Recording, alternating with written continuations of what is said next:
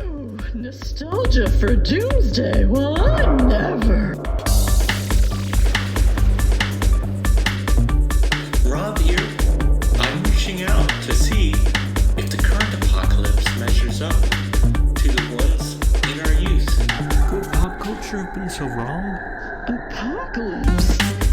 In this economy?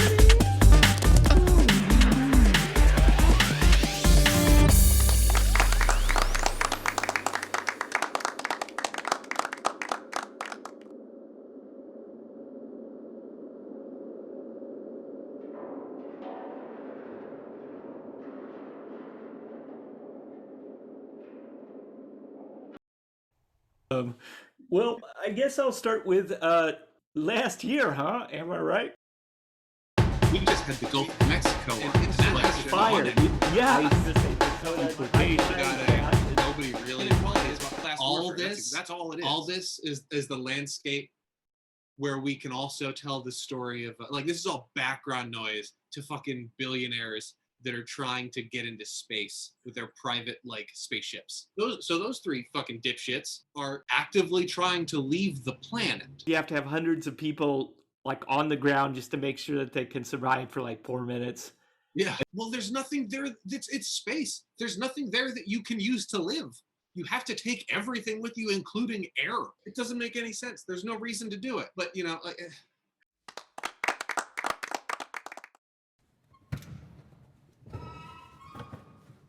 Lauren, this is Rob. Rob, this is Lauren. Hi, how are you?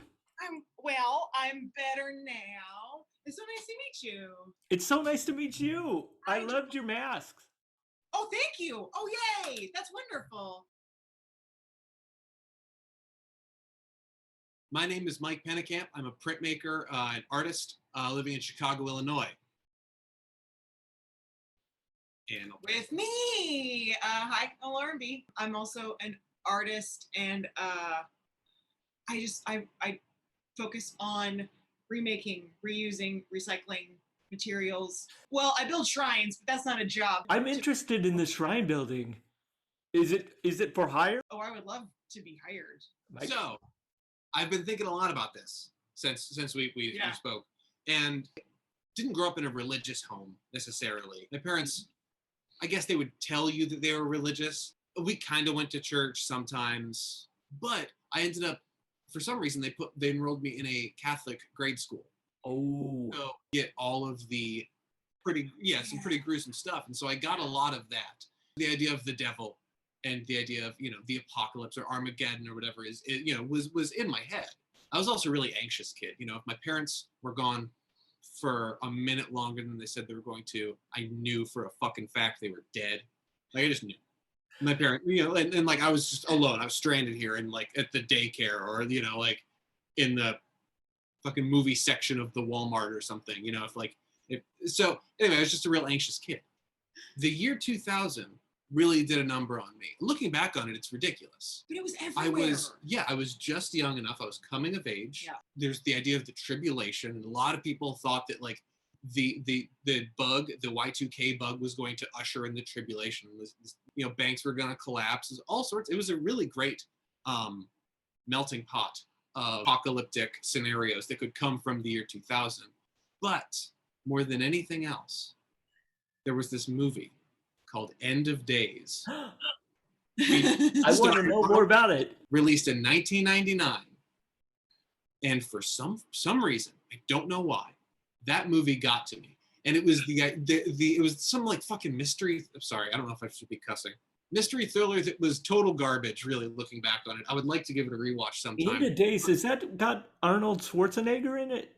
It does. It does. And here's the thing. This is what got me. I don't remember this at all. We're talking, there's this scenario where they're talking about the mark of the beast and, Lucifer returning to Earth or Satan, the Antichrist coming back or coming to Earth or whatever,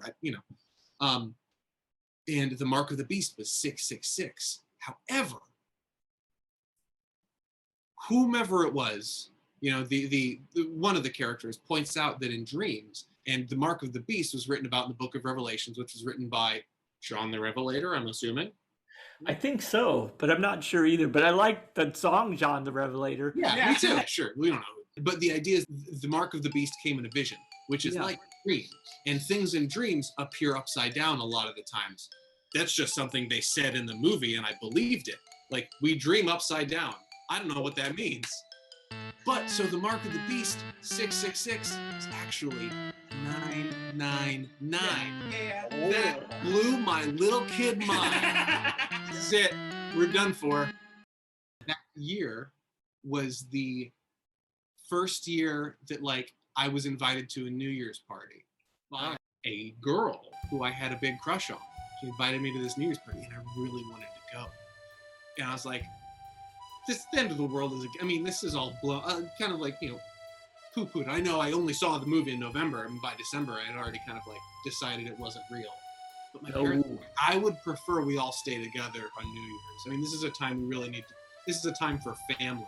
I remember they told me that. My parents were not, they didn't buy into any of the hype or anything, but it had somehow sunk into their like subconscious, and they're like, you know what, in case anything does happen, It's the millennium. we all need to come We need back. to celebrate the millennium together. Sure, there's the millennium too. All the end of days anxieties start flooding back. It's like, oh my God, no, they're right. They might be onto something because we do dream upside down sometimes, and in 666 when you turn it upside down is 999. Are you frozen? Oh no! I just Okay, was. sorry. It's the Botox. And I used to be very obsessed with the devil as a kid. That's kind of where I'm coming from.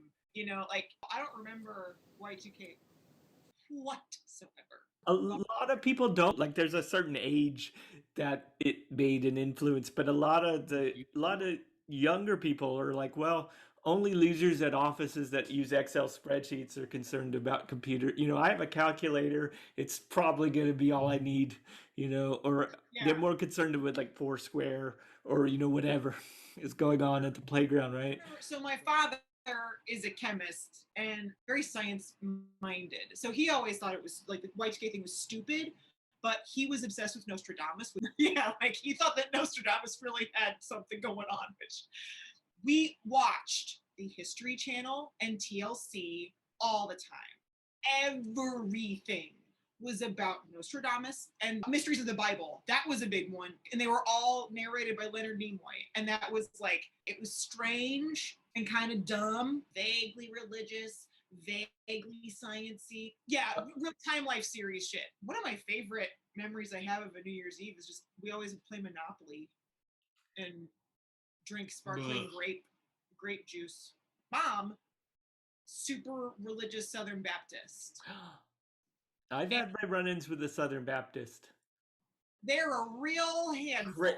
I feel like the first thing that I thought of whenever Mike told me about this and like where my brain went, there was the episode of The Twilight Zone where the kid like disappeared everybody. Cornfield. I'm gonna wish you into the cornfield one. Yeah. And that trope was, it's almost like Home Alone was kind of like that. Like there was, or like Home Alone was nothing like that. No, but like he woke up and there was no one there. That was just a trope that they would put in popular entertainment.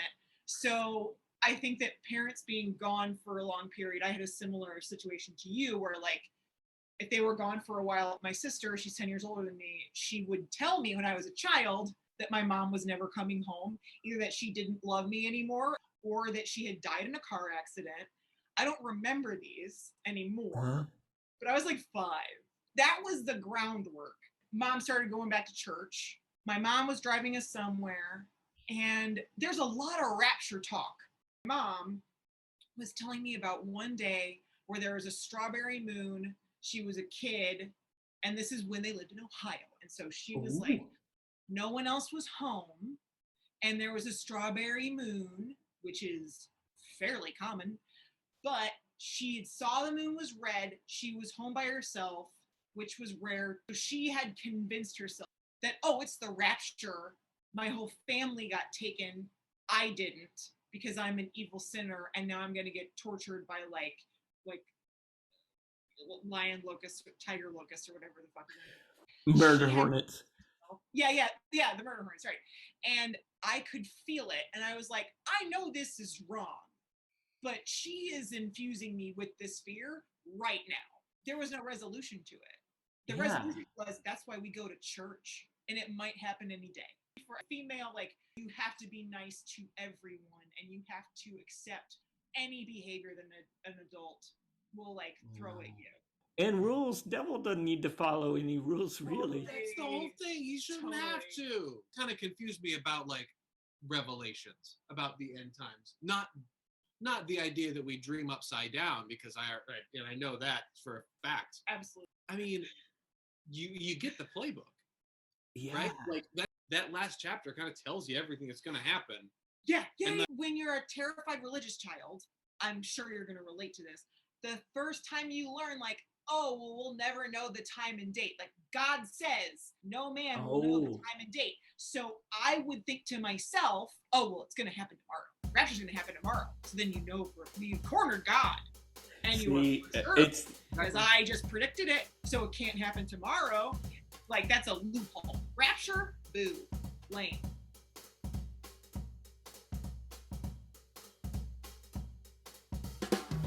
But back to Science Dad. One of my favorite movies still is, definitely one of my favorite franchises is Mad Max. I absolutely love those movies. I still do. We watched The Road Warrior all the time because it was on TV more, but I think Toe Cutter is the best villain.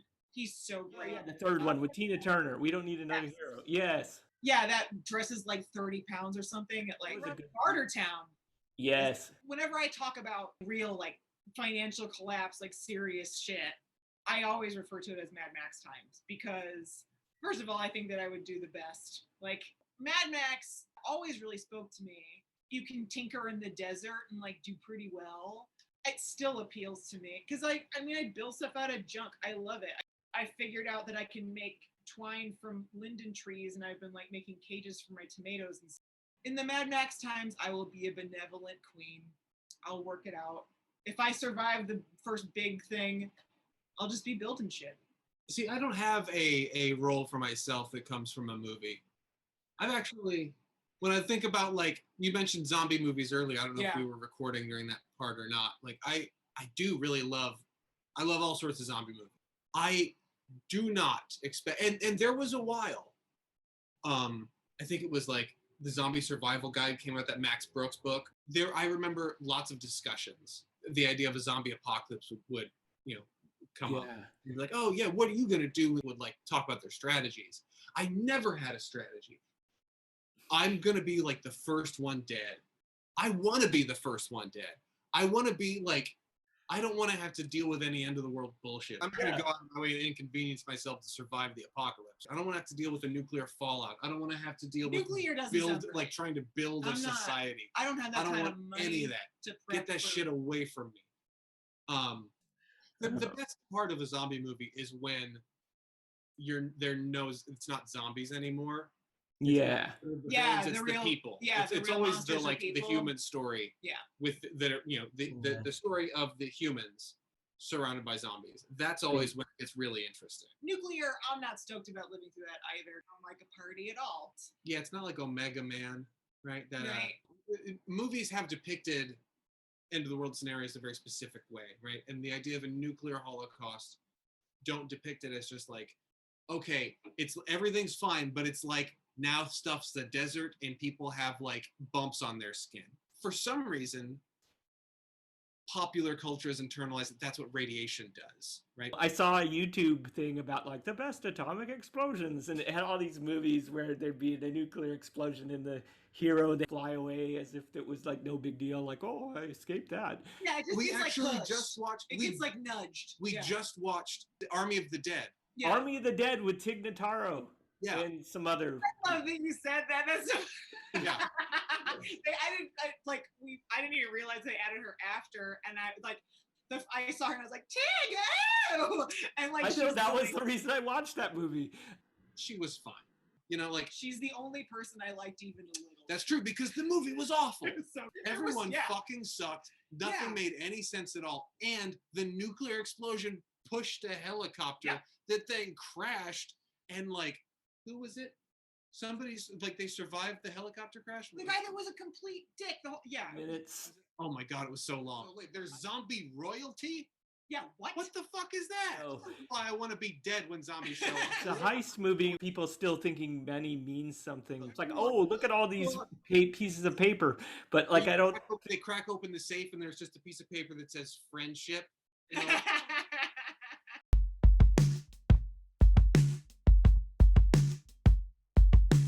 Doomsday Preppers is a show that I got very into because it is fun to judge. Listen, we're all human beings and we love to judge the shit out of strangers. That's just the truth. That's the whole reason that show exists. It's great.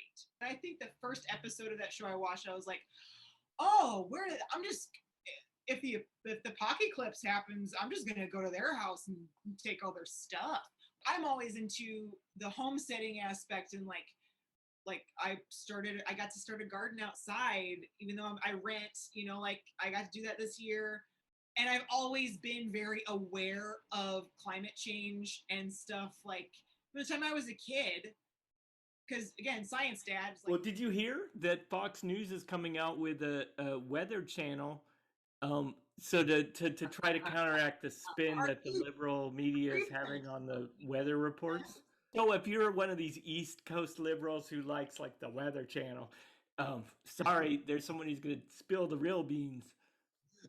80% of Australia burned. We've got the West Coast that's burning. Canada just had a huge swath of wildfires, and if that wasn't enough, we figured out how to burn the water of the ocean. Yep. So everything's like great hot girl summer.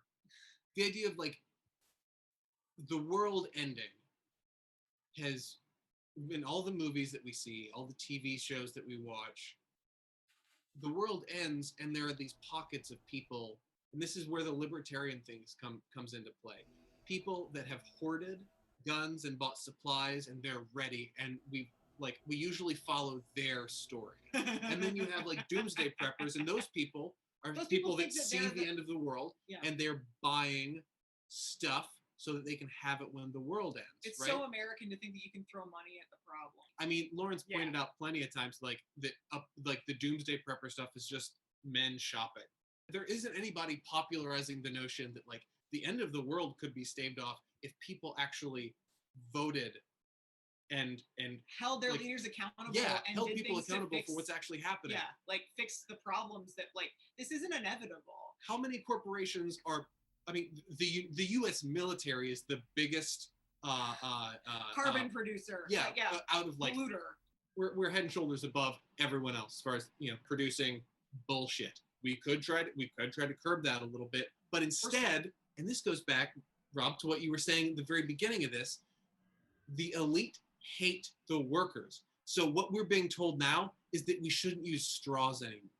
I mean, it is shifting the burden of saving the world onto the people that can do the least about it. Like, have the least money. Billionaires are shooting their own rockets into outer space because they don't want to be here anymore. I think that planning for the future is impossible. How would we even know? I was already not good at it. Like, I'm good at that like mindset, and then also raised by a woman that believed the rapture was going to happen every time the moon was kind of pink. So I wonder why I'm not about the way that real war zones turn into like this communal effort, and people like mutual aid networks come in, and we saw that here in Chicago during the pandemic. I mean, for better or worse, like it wasn't perfect, but people try. Like people actually come together and help each other. Well, it seems that way. The more you know that nature is so far out of all of our hands, like there's so many things that are going wrong that no one even knows about. They're really awful, but at the same time, I'm like, well, then that's why I'm gonna learn how to grow stuff, and I've been getting to know our neighbors and like better, and we're going to eat them. The collapse is going to be gradual. It's already happening. Yes. The title of this is poignant. Welcome to the end, because the end is here. It is nigh. It is happening. You're the making ball something is really precious. rolling. Oh, well, thanks. Yeah. I was trying to say I don't know exactly who I'm making this for because, like, do I expect someone to watch this and find it funny? It goes back to the idea of individualism. That for some reason, this country, Oh, babe. in this country, we've been spoon-fed the idea of rugged individualism, So stupid. and it doesn't work. It will not work. In the end of the world, if anyone wants to survive, they will need to have community. They will need to have people and a society. The libertarians don't respect that notion. The Doomsday Preppers, the hoarders, the people that build their own bunkers because they want their family to be safe. Bitch, all you're doing is watching your fucking children starve to death because you will be isolated completely. Wild West pitched as the idea of exploration and adventure, which was how we got to the moon. That was the popular notion. The marketing behind why we went to the moon. Like, all of that is about going your own way and forging your own path Oregon and like Trail shit. being your own person, and you're gonna fucking die of dysentery at the end of the day. That's all you're gonna do. You're gonna shit yourself in space, or you're gonna shit yourself out in the desert, or you're gonna shit yourself in your fucking in the VW bug that you buried under like 6 feet of dirt. That's my smart guy talking. I'll take off.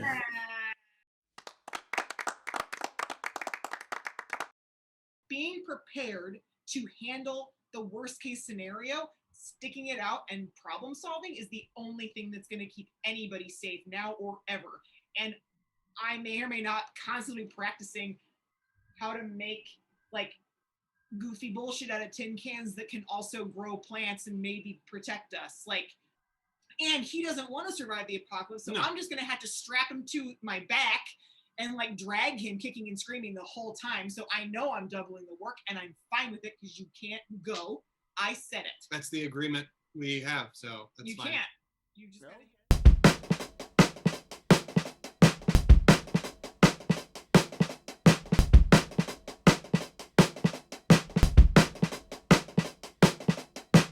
I really appreciate you taking the time.